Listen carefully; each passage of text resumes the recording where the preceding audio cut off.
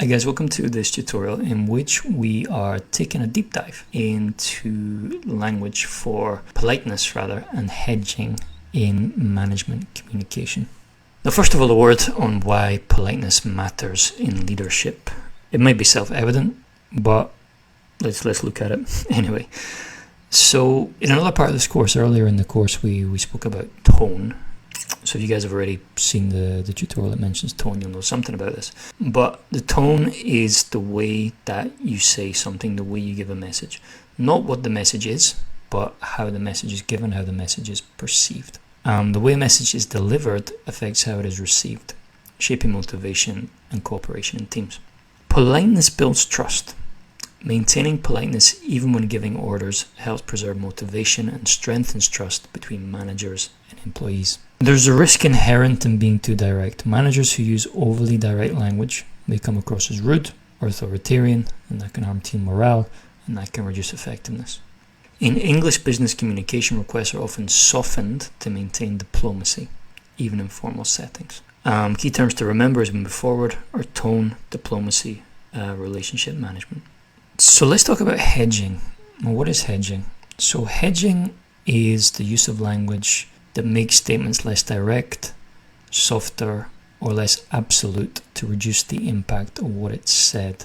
The purpose of this is to be more polite, more diplomatic, avoid harsh criticism, and invite dialogue rather than commanding or imposing. So, for example, instead of saying you're wrong, you would say, I'm not sure that's quite right. And again, this is something you have to be aware of if English is not your first language, which it probably is not if you're doing this course. If your boss says to you, I'm not sure that's quite right, probably what your boss means is, I know that's not right, but I'm being polite about it. So you have to understand these cues and understand these expressions when you hear them and also when you use them. But just, you're wrong sounds harsh, and it can damage the morale of a person who's doing their best, who's trying their best, is working in good faith, and you tell them, no, you're wrong. That can be counterproductive, right? So I'm not sure that's quite right. Sounds much nicer. So there are a couple of common hedging devices we can use to be more polite. Modal verbs are often used. Could, might, would, may, should. So could you check this? Sounds a lot nicer than check this. A question rather than a command. It's not really a question, and it should be understood it's not really a question, it's really a command, but it's being given in a polite way. And we'll often use what are called qualifiers as well, qualifying phrases. Phrases like seems, appears, tends to, a bit, somewhat, kind of. For example, it seems we're missing some data.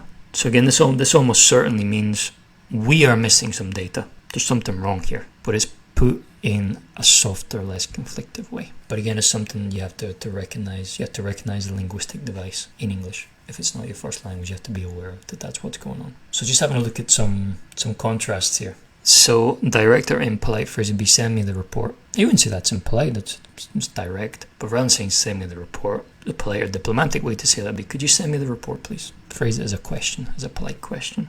Do it now is kind of rude. Would you mind doing that now? Sounds much nicer. As we touched on before, you're wrong can be a bit harsh to hear if you're doing your best and trying to do your best work. So you could say something like, I see your point, but I think there's another way. That's not good. Could be better phrased as, it might be better if we tried another approach. So in these last two examples, notice we're not focusing on what is wrong, but we're focusing on what is the right way of doing things. So we're not saying you're wrong, we're saying, okay, I think there's another way here. We're not saying that's not good, we're saying this way can be better. So it's given the same message and it's understood as the same message, but it's given in a much more polite and less, in a way that will hopefully damage morale less, or not at all. So we want to make sure that we're diplomatic at all times as managers, both when we're agreeing and when we're disagreeing. Now, it's easy to be diplomatic when you have to make sure you're diplomatic when you're disagreeing. So we can agree by saying things like, I completely agree. So rather than just saying, I agree, you can be more enthusiastic about it. I completely agree. Or rather than just saying, yeah, you're right, say, that's a great point.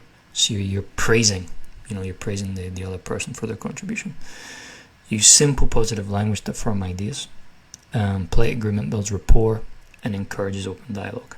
Disagreeing, you have to be very careful, obviously. So instead of saying, no, you're wrong, as we've seen before, you could say, I see what you mean, but I'm not sure I agree, which means I understand and I definitely don't agree, right? It's a more polite way of saying that. Or you could say that could work, though we might need time to adjust the timeline.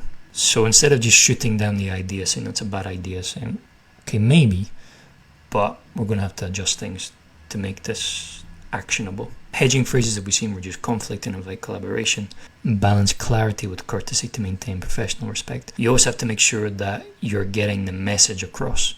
So you're being polite, you're being diplomatic, but the person you're talking to has to understand the true sense of the message, right? And this obviously links into tone and hierarchy as well.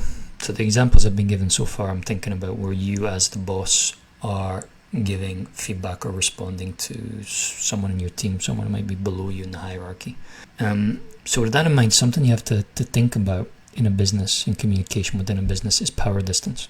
Now, in some cultures, power distance will be greater. Some cultures, power distance will be smaller. So, for example, in the UK, power distance will tend to be quite low, quite small.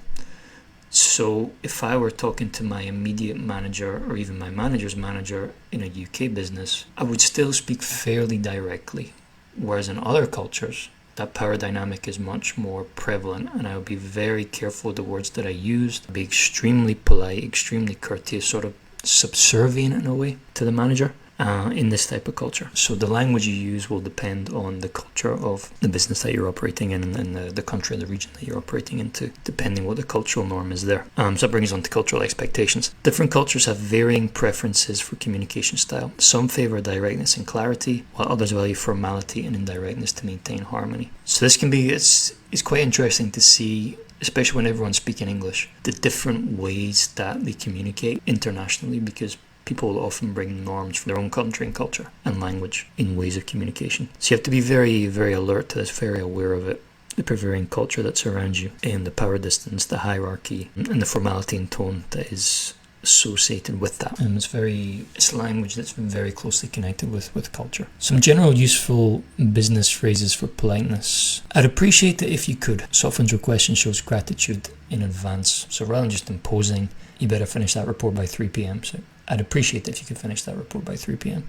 Which means that by extension, if you don't finish it, I will not appreciate it. So there's enough of a threat in there to get the point across. Would you mind sending me? Is a courteous way to ask for information or documents. Perhaps we could look at this again. Suggest revisiting the topic without pressure. So maybe person in your team's made a mistake, so perhaps we could look at this again. So I'm not saying you've done this wrong. I'm saying let's look at it together and see if there's a way to improve. It might be a good idea too. Again, if this is a manager saying this is the manager saying effectively. I think it is a good idea too, but presenting it in a more polite way. So it's a good idea to think about commands or the orders that you give or perhaps receive within your job, and think about if these could be improved upon, if you receive them in English, or if you receive them in a different language, how could they be translated politely into English. So key takeaways, politeness and hedging make communication more effective and professional by softening requests and suggestions. Hedging language, things like modal verbs, could, would, phrases like I'd appreciate it if, it might be better to. Strong leaders communicate clearly, that's really important, that the message is always clear, kindly and confidently to inspire and motivate their teams. Using polite language helps build trust and cooperation within a team. And again, you can reflect on how could you adapt your tone to motivate your team if you were giving orders or giving instructions in English and you wanted to do it in a polite and diplomatic way, which you should because it's English and that's the way it's done. Thank you very much. I'll see you in the next tutorial. Bye.